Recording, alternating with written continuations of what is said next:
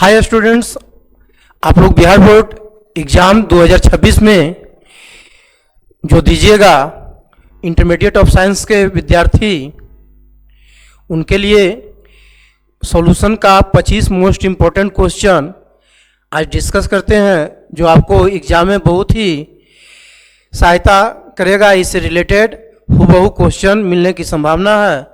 अतः आपसे अनुरोध है कि आप कॉपी और पेन उठा लीजिए और एक क्वेश्चन को आप भी मेरे साथ लिखकर अब बनाते चलिए। चलिए पहला क्वेश्चन स्टार्ट करते हैं बिना देरी किए हुए। फर्स्ट क्वेश्चन आपका स्क्रीन पर है। पहला क्वेश्चन है H3PO4 विलयन की नॉर्मलता क्या होगी। तो यहाँ पर से H3PO4 को फास्फोरिक अम्ल कहते हैं। फास्फोरिक अम्ल का वैलेंसी फैक्टर कितना होता है? 3। और यदि H2SO4 कहता है तो H2SO4 का वैलेंसी फैक्टर कितना होता है? 2। लेकिन ये तो कहा नहीं है। तो हम लोग जानते हैं नॉर्मलिटी इक्वल टू, नॉर्मलिटी किसको कहते हैं? नॉर्मलता। तो नॉर्मलता इक्वल टू जो होता है वो होता है आपका मोलरता गुने संयोजकता गुणांक। तो संयोजकता गुणांक को कहते हैं वैलेंसी फैक्टर। तो मोलरता कितना है? 2 मोलारिटी। तो 2 मोलारिटी और वैलेंसी फैक्टर कितना है? 3।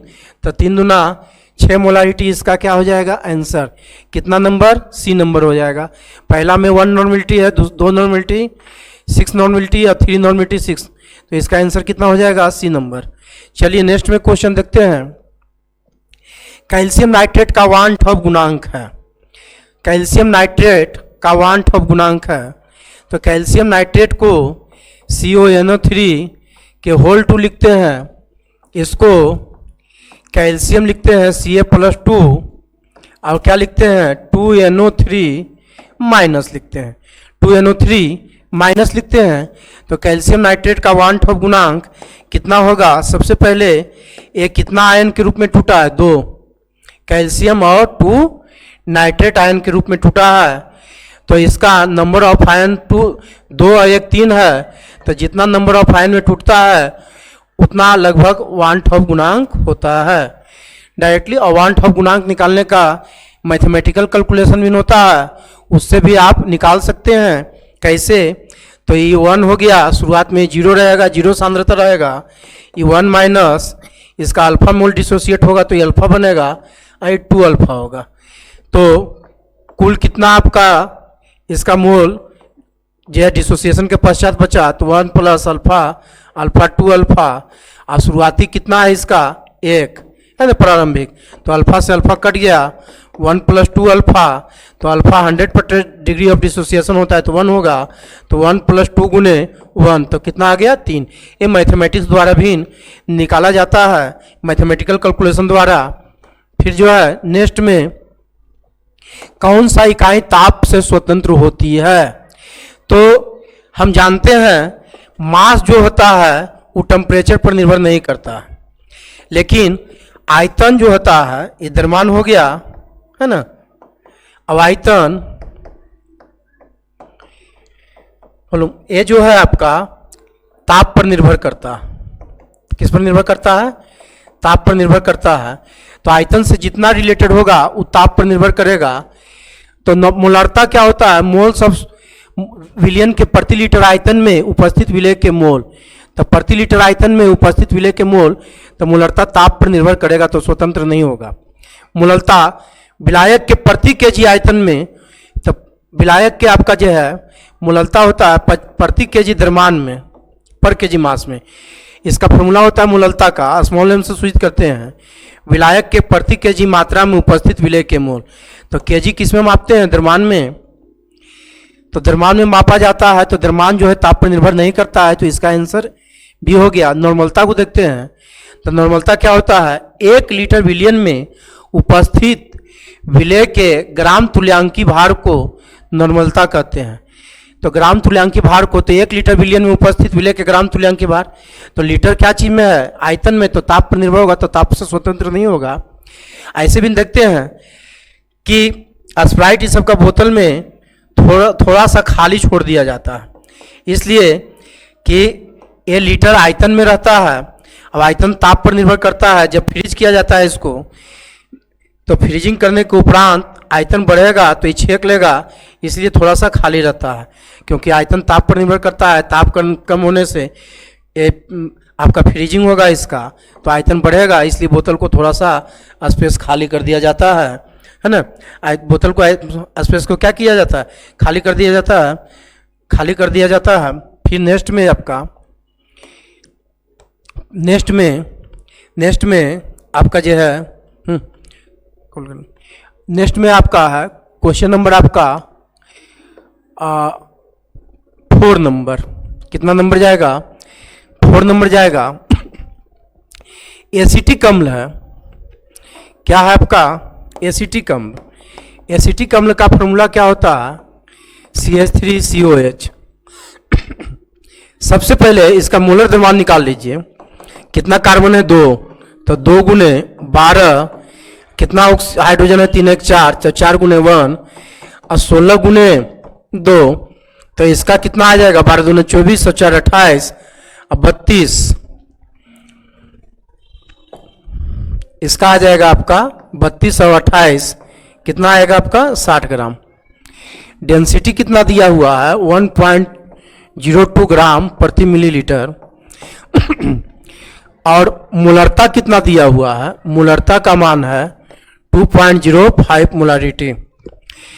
तो मोलरता क्या होगी, तो मोलरता का फॉर्मूला होता है M = 1000 मोलरता 1000 डेंसिटी M गुने M1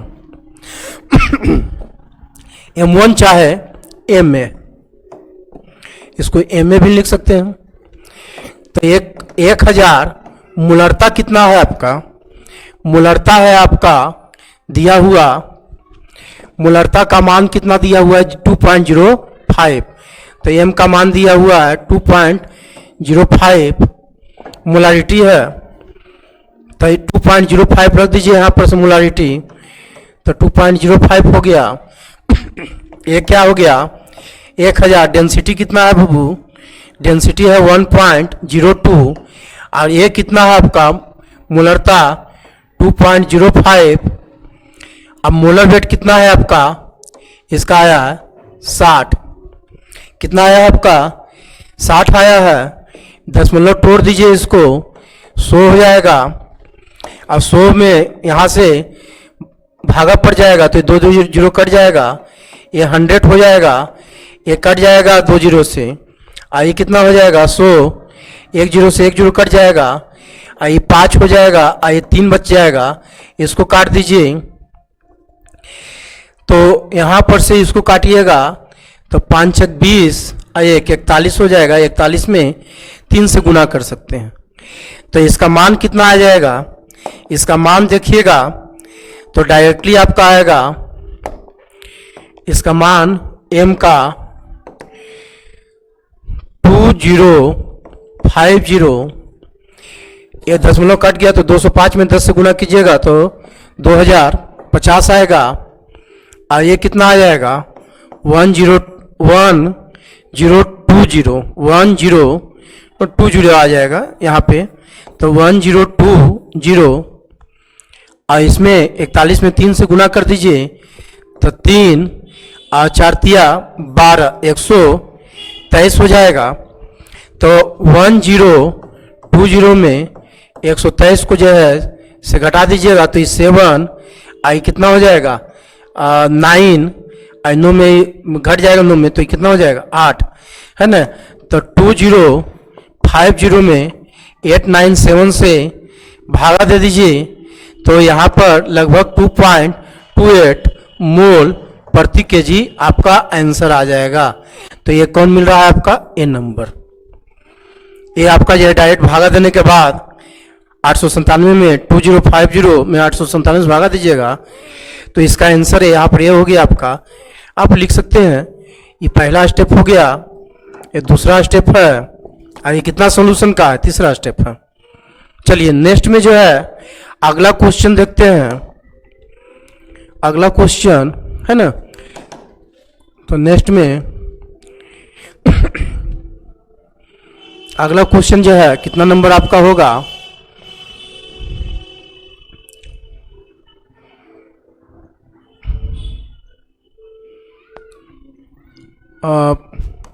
क्वेश्चन नंबर एक दूसरा हाथी है आपका, व्हाट्सएप में निकालना पड़ेगा ना, डिलीट हो गया आपका। ठीक है, 1 मिनट वो थोड़ा सा इसमें कहाँ चल गया आपका।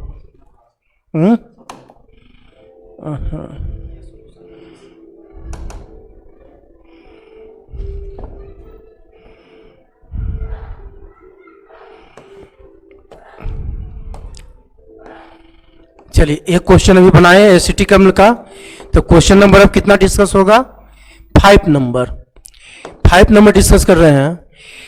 निम्नलिखित में किसका हिमांक का अवनमन अधिक होगा। तो हिमांक का अवनमन जो होता है डेल्टी एफ, वो क्या होता है, ए मूलालता का समानुपाती होता है। तो मूलालता इक्वल टू के एफ इंटू एम होता है, और वांट ऑफ फैक्टर इसमें आता है तो आई जुड़ जाती है। तो जिसका वांट ऑफ फैक्टर ज़्यादा होगा उसका हिमांक का अवनमन अधिक होगा। तो इसमें जो है क्या आपका K2SO4 NaCl और क्या है आपका यूरिया। तो यूरिया का वांट ऑफ गुणांक जो है से कितना होता है 1। NaCl का वांट ऑफ गुणांक Na प्लस और Cl माइनस है, तो इसका वांट ऑफ गुणांक का मान कितना होता है 2। इसका वांट ऑफ गुणांक का मान 2। K2SO4 2K plus SO4 minus 2 है, तो इसका वांट ऑफ गुणांक का मान कितना आएगा। देखिए नंबर ऑफ आयन कितना है, नंबर ऑफ आयन 2 और 1 3, तो वांट ऑफ गुणांक का मान 3 आएगा। तो सबसे ज्यादा हिमांक का अवनमन किसका होगा, K2SO4 का। सबसे ज्यादा हिमांक का अवनमन किसका होगा, K2SO4 का। तो आंसर नंबर फर्स्ट जो है से सही होगा। यदि सजाने के लिए कहता तो NaCl का वांट ऑफ गुणांक कितना होता, तो 1 2 आयन में टूटता है, Na प्लस और Cl माइनस, तो इसका वांट ऑफ गुणांक कितना होगा 2। और यूरिया का क्या होता है, यूरिया का वांट ऑफ गुणांक 1 होती है। तो सबसे ज्यादा K2SO4 होता, फिर क्या होता NaCl होता, फिर क्या होता यूरिया होता। ये सजाने के क्रम में रहता। तो नेक्स्ट जो है आगे देखिए क्वेश्चन नंबर, निम्न में सबसे हिमांक का अवनमन, हिमांक अवनमन मतलब क्या होता है, कमी, कम लिखे चाहे अवनमन लिखे वही बात है। तो यूरिया NaCl K2SO4 और क्या है K4 FeCN क्या है आपका 6 है। तो यूरिया का वांट ऑफ गुणांक का मान 1 होता है, NaCl 2 आयन में टूटेगा, Na plus Cl minus, want of गुणांक 2 होगा। ये कितना आयन में टूटेगा 3, K2SO4 माइनस 2, तो इसका जो है 2 1 3, तो वांट ऑफ गुणांक 3 होगा। इसका क्या होगा 4K प्लस FeCN क्या है आपका 6, और इस पर चार्ज कितना आएगा आपका -4, तो इसका वांट ऑफ गुणांक 4 1 5, 5 आयन है। तो सबसे ज़्यादा इसका, फिर इसका, फिर इसका, सबसे कम। तो सबसे ज़्यादा हिमांक का अवनमन, सबसे ज़्यादा हिमांक का अवनमन इसका नहीं होगा, इसका नहीं हो तो किसका सबसे ज़्यादा होगा, डी आंसर। इसमें सबसे ज़्यादा किसका होगा, डी। तो क्योंकि K4 FeCN 6 का वांट ऑफ गुणांक 5 गया, तो इसका आंसर डी हो जाएगा। तो डी में टिक मार दीजिए, सॉल्यूशन कर दिया गया है। आराम से इसको कॉपी पर से जो है एक एक करके क्वेश्चन को लिख के आप स्वयं बनाइए। फिर जो है देखिए 0.01 मोलारिटी ग्लूकोज विलियन, आपका 7 नंबर क्वेश्चन है। ग्लूकोज का क्या फॉर्मूला होता है, C6H12O6। ग्लूकोज का वांट ऑफ गुणांक 1 होता है। अब मैग्नीशियम क्लोराइड क्या टूटेगा, Mg+2 और 2Cl माइनस, तो इसका नंबर ऑफ आयन देगा 3, तो वांट ऑफ गुणांक कितना हो जाएगा 3 हो जाएगा। तो ये 1 गुना है तो ये 3 गुना है, तो इसके तुलना में ग्लूकोज की तुलना में दोनों का सांद्रता समान है, तो मैग्नीशियम क्लोराइड का हिमांक का अवनमन कितना गुना हो जाएगा? ये 1 गुना होगा तो ये 3 गुना हो जाएगा, तो लगभग कितना होगा? 3 गुना। लगभग कितना होगा? 3 गुना हो जाएगा। लगभग कितना हो जाएगा? 3 गुना हो जाएगा। चलिए नेक्स्ट क्वेश्चन देखते हैं। 8वां नंबर क्वेश्चन दे है, बहुत इंपॉर्टेंट क्वेश्चन है आपका। सोडियम हाइड्रोक्साइड, तो विलेय जो है आपका सॉल्यूशन देखिए, विलेय सोडियम हाइड्रोक्साइड है, तो इसका मोलर भार निकालिए, तो 23 16 + 1 कितना ग्राम होगा? 40 ग्राम होगा। विलेय का मोलर भार कितना हो जाएगा? 5 ग्राम हो जाएगा। आयतन कितना है? तो 250 ml है। 250 ml है, तो मोलरता कर रहा है, तो मोलरता इक्वल टू WA/MA 1000 अब बटा बिलियन के आयतन क्या चीज में? मिलीलीटर में। तो विलेय का भार कितना हो गया? 5। मोलर भार कितना हो जाएगा? 40। 1000 अब भी का मान कितना हो जाएगा? 250। ये काट दीजिए 4 से, तो ये 10, तो 5/10 0 पॉइंट कितना हो जाएगा? 5। क्या हो जाएगा? ये आंसर हो जाएगा। तो 0.5 कितना नंबर आपको मिल रहा है? B number. कितना नंबर में मिल रहा है? बी नंबर में। फिर क्वेश्चन नंबर 9 है। 9 क्वेश्चन बहुत ही इंपॉर्टेंट क्वेश्चन है। वाष्प दाब का अपेक्षिक अवनमन, ए में ऑप्शन है PS/P0, बी में है P0 - PS, सी में है P0/PS, P0/PS, और डी में है P0 है ना -PS/P0। इसको ऐसे भी लिख सकते हैं P0B - PS P0B। तो ये आपको जानते हैं कि वाष्प दाब का अवनमन होता है P0B - PS, और इसका शुद्ध वाष्प दाब के अपेक्षा भागा में देते हैं, तो वाष्प दाब का क्या आता है? अपेक्षिक अवनमन।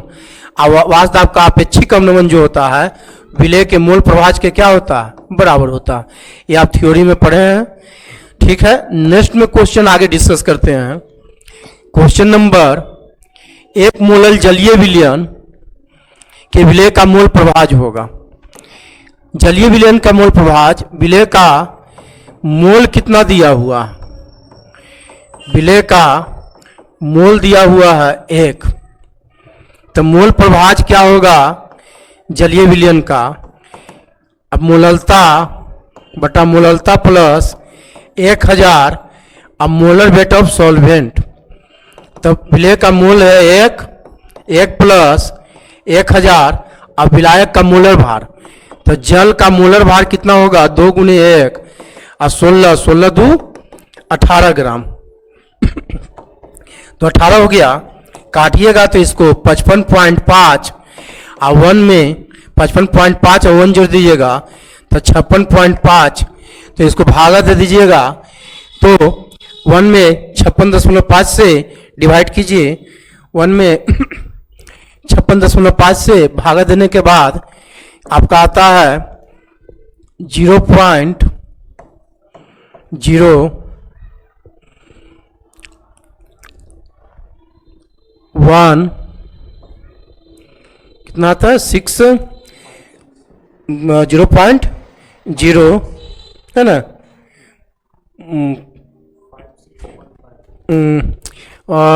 यहाँ पर 1 में भागा देना है आपका 56.5 से 1 आपका, तो 0.0167 आएगा, और 6 1 में आपका भागा दे दीजिएगा तो 0.1769, ठीक है, 0.016769 ना, तो 1769, तो 6 आपका, तो ये बढ़ा दीजिएगा, तो 0.017 बढ़ जाएगा तो कितना होगा 0.018, तो आपका आंसर नंबर कितना हो जाएगा आपका बी। भागा देख के देख लीजिए आप लोग, तो आपका आंसर नंबर जो है 0.018 हो जाएगा, तो आंसर बी हो जाएगा। फिर नेक्स्ट में बाबू आगे आदर्श विलयन ऐसा विलयन होता है जिसको आपस में मिलाने से न तो आयतन में परिवर्तन होगा न तो ऊष्मा में परिवर्तन होती है। 2 लीटर और 2 लीटर विलयन को आपस में मिलाइएगा तो कितना लीटर बनता है? 4 लीटर। लेकिन अनादर्श विलयन को मिलाइएगा तो इसमें 2 लीटर से 4.1 लीटर हो जाएगा या 3.9 लीटर। आयतन कम जाएगा, अब आयतन क्या हो जाएगा? बढ़ जाएगा।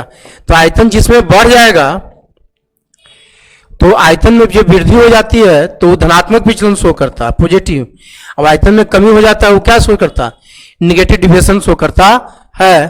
तो आदर्श विलयन को मिश्रित होने पर आयतन एंथैल्पी में परिवर्तन क्या होती है? शून्य होती है आदर्श विलयन का।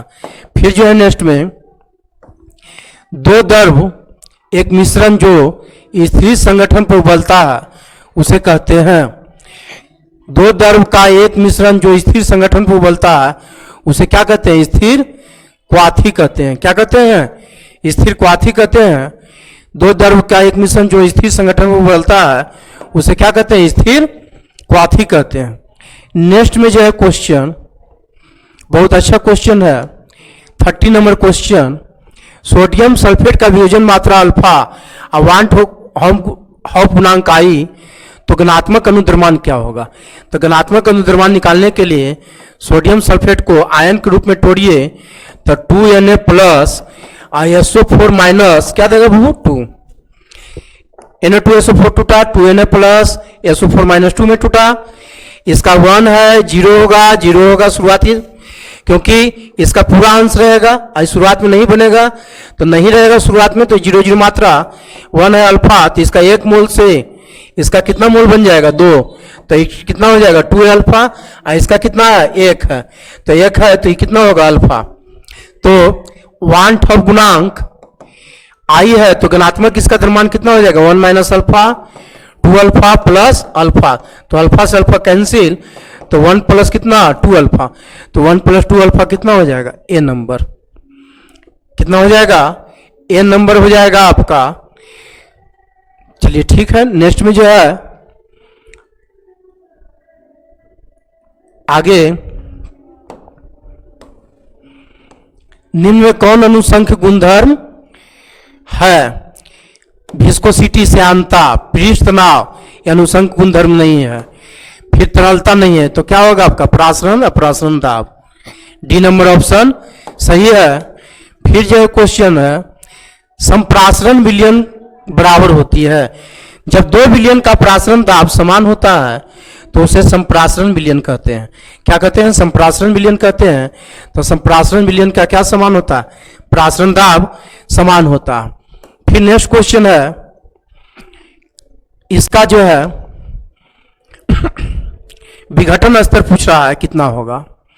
बेरियम नाइट्रेट है, NO3 का होल 2, ये टूटता है Ba+2 और 2NO3 माइनस 2।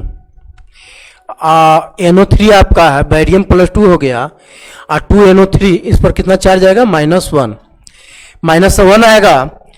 ये जो है शुरुआत में 1 रहेगा, इसका मात्रा कितना रहेगा? 1, तो ये 0 रहेगा, ये 0, 1 माइनस अल्फा आपका जो है डिसोसिएशन होगा, विघटन होगा, तो ये अल्फा बनेगा, ये कितना बनेगा? 2 अल्फा। तो वांट ऑफ गुणांक कितना हो जाएगा इसका? 1 माइनस अल्फा प्लस 2 अल्फा, शुरुआती द्रव्यमान कितना हो जाएगा? अल्फा। तो अल्फा से अल्फा क्या हो जाएगा? कैंसिल हो जाएगा। और वांट ऑफ गुणांक का मान कितना है आपका?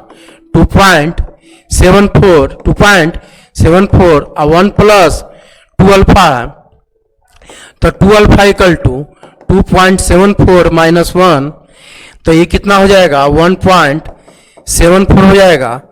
तो 2 अल्फा का मान 1.74, तो अल्फा इक्वल टू 1.74 बटा 2, दशमलव काटिएगा तो 100 हो जाएगा। ये कितना हो जाएगा?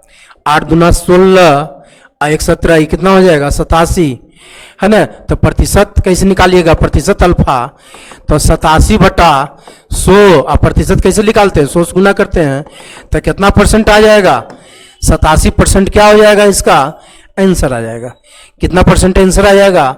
87% इसका क्या हो जाएगा? आंसर आ जाएगा। चलिए ये देख लीजिए, ये पहला स्टेप है और ये आपका जो है सेकेंड स्टेप, और ये कितना आपका थर्ड स्टेप, और यहाँ पर क्या हो गया? आंसर हो गया। चलिए नेक्स्ट में जो है आपका देखते हैं आगे।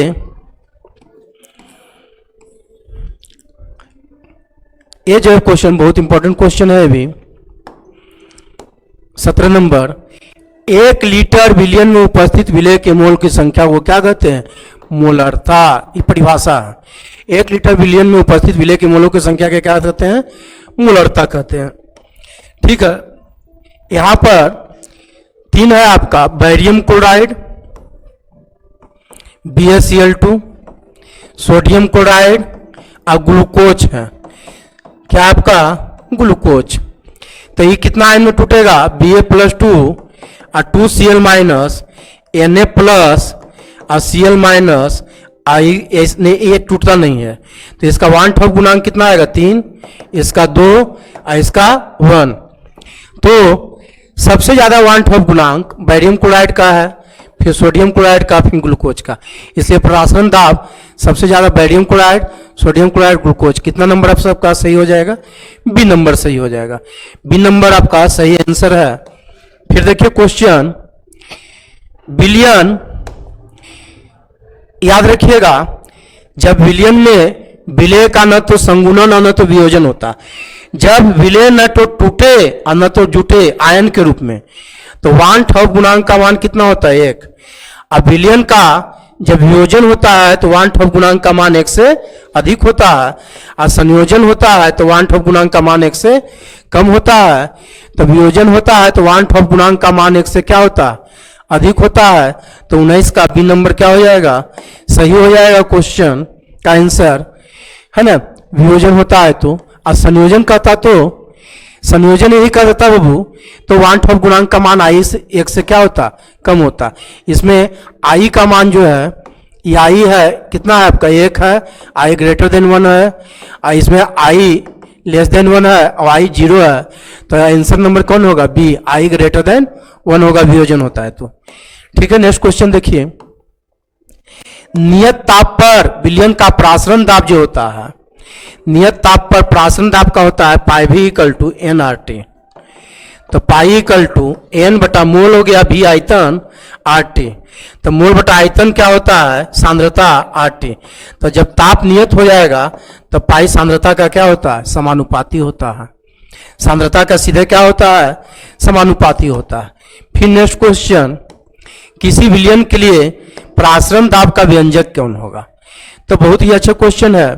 प्रासरण दाब πV = nRT, तो पाई भी n/v RT, तो पाई = CRT। तो ये मिल रहा है पाई = CRT, तो पाई बटा CRT, तो पाई यहाँ पर बटा क्या कर सकते हैं? CRT। तो पाई को यहाँ P से सूचित किया गया है, तो P/C = RT। तो कौन ऑप्शन मिल रहा है आपका? D number. कितना नंबर मिल रहा है? डी नंबर आपका ऑप्शन जो है एक्यूरेट सही मिल रहा है। ये तो नहीं होगा, PC = RT हो जाएगा, तो PC = RT नहीं होता, तो ये नहीं होगा। बी में PRT = PT = हो जाएगा, तो PR नहीं होता, PT नहीं होता, तो क्या होता है ना? पाई = CRT होता है या P = CRT। तो ऑप्शन नंबर डी सही हो जाएगा। चलिए नेक्स्ट में देखते हैं क्वेश्चन, निम्नलिखित में कौन सा अनुसंख्य गुणधर्म नहीं है? तो प्रासरण दाब अनुसंख्य गुणधर्म है, क्वथनांक का उन्नयन अनुसंख्य गुणधर्म है, वाष्प दाब का अपेक्षिक अवनमन होता है अनुसंख्य, केवल वाष्प दाब अनुसंख्य गुणधर्म नहीं है। हिमांक का अवनमन अनुसंख्य गुणधर्म नहीं है। सॉरी, हिमांक का अनुसंख्य गुणधर्म है, हिमांक का अनुसंख्य गुणधर्म है, तो अनुसंख्य गुणधर्म कौन नहीं हो जाएगा? अनुसंख्य गुणधर्म वाष्प दाब नहीं होता, वाष्प दाब का अपेक्षिक अवनमन होता है। हिमांक का अवनमन अनुसंख्य गुणधर्म है। चलिए, अनुसंख्य गुणधर्म 4 प्रकार के होता है। अनुसंख्य गुणधर्म 4 प्रकार के होता है। वाष्प दाब का अपेक्षिक अवनमन पहला, क्वथनांक का उन्नयन, हिमांक का अवनमन, अपरासरण दाब संबंधित होती है। चलिए, शुद्ध जल की मोलरता, तो जल का जल जो है इसका घनत्व जो होता है, जल का घनत्व यदि देखिएगा तो 1 ग्राम प्रति मिलीलीटर होता है डेंसिटी। तो आयतन कितना है आपका, आयतन कितना है 100 ml है। तो मोलरता निकालना है, तो मोलरता इक्वल टू WA/MA 1000। अब विलयन का आयतन क्या चीज में, मिलीलीटर में, विलयन का आयतन मिलीलीटर में 1000 ऊपर चल गया। तो विलय का भार, तो विलय का शुद्ध जल, विलय का भार मान लेते हैं, ऐसे भार क्या होता है यहाँ पर, तो भार इक्वल टू घनत्व इक्वल टू क्या जानते हैं, मास बटा वॉल्यूम। तो mass equal to density by volume. तो डेंसिटी कितना है 1 ग्राम प्रति मिलीलीटर और गुने 100 ml। तो ml से ml कैंसिल, तो कितना ग्राम हो गया 1000 ग्राम। तो 1000 हो गया। अब यहां पर से एक गुना कीजिएगा तो 1000 नहीं, 100 गुने 1 ग्राम। तो 100 में 1 ग्राम होगा गुना, तो 100 में 1 ग्राम से गुना कीजिएगा तो 100 ग्राम आएगा। 1000 ये है आपका। अब विलय का मोलर भार, तो जल का मोलर भार कितना जानते हैं, 2 गुने 1 ग्राम, ऑक्सीजन 16 ग्राम, तो 16 2 18 ग्राम। तो ये 18 ग्राम हो गया। अब विलयन का आयतन कितना है, तो विलयन का आयतन यहाँ पर कितना है आपका 100। तो ये कैंसिल कर दीजिएगा, तो ये 100 हो गया से कैंसिल, 1000 बाई कितना आ गया 18। तो इसको भागा दीजिएगा तो 55.6 आएगा लगभग आंसर, 55.6। 1895 है ना, उसमें भागा दीजिएगा तो 55.6 आएगा। फिर जो है क्वेश्चन आपका 23 नंबर स्क्रीन पर आपका आ रहा है। देखिए हेनरी स्थिरांक KH का मान, हेनरी स्थिरांक जो है यहां पर KH, तो ताप बढ़ने से हेनरी स्थिरांक का मान बढ़ता है। इसलिए किसी विलायक में या जल में गैस का विलेयता घटती है। इसलिए गर्मी के दिनों में हेनरी स्थिरांक का मान बढ़ने से जलीय जीवों को जल में रहने के लिए बहुत स्ट्रगल करना पड़ता है, क्योंकि विलेय का सांद्रता जो गैस जो है घुलती है, जल में घुला हुआ रहता है। तो ताप बढ़ने से हेनरी स्थिरांक का मान बढ़ता है, तो द्रव में गैस का विलेयता घटता। तो द्रव में गैस का विलेयता जब घटेगा तो गर्मी के दिन में यही है कि मछली जो है बार बार जल के सतह के ऊपर जो है श्वसन क्रिया के लिए आती है ना। तो KH का मान बढ़ने से, हेनरी स्थिरांक का मान बढ़ने से है ना, हेनरी स्थिरांक KH का मान ताप बढ़ने से क्या होता है, बढ़ता है। हेनरी स्थिरांक का मान ताप बढ़ने से क्या होगा, बढ़ता है। नेक्स्ट क्वेश्चन, निम्नलिखित में कौन आदर्श विलयन बनाएगा। तो इथेनॉल, मिथेनॉल और जल, मिथेनॉल और जल ये पॉजिटिव डिविएशन शो करता है, इसमें आयतन वृद्धि हो जाती है। नाइट्रिक और जल ऋणात्मक विचलन सूचित करता है, ये आदर्श नहीं है। ऋणात्मक विचलन जितना प्रदर्शित करता है सब अनादर्श विलयन होती है ना। क्लोरोफॉर्म और एसीटोन, इसमें भी जो है ये आपका जो है क्लोरोफॉर्म और एसीटोन ये भी अनादर्श विलयन है। तो आदर्श विलयन का एग्जाम्पल है आपका मिथाइल बेंजीन, मिथाइल बेंजीन जो CH3 है, और बेंजीन ये जो है आपका मिथाइल बेंजीन है जिसको टॉलिन भी कहते हैं, और ये जो मिश्रण है आपका ये आदर्श विलयन का है। चलिए फिर नेक्स्ट क्वेश्चन आपका नहीं है, आगे जो है आपका जो आज यहीं तक रहने देते हैं, और ये 25 क्वेश्चन को आप अच्छा से डिस्कस कीजिए और बनाइए। बहुत आपका जो है से एग्जाम, आने वाला एग्जाम में आपको हेल्प करेगा। ठीक है, थैंक्स, बेस्ट ऑफ लक।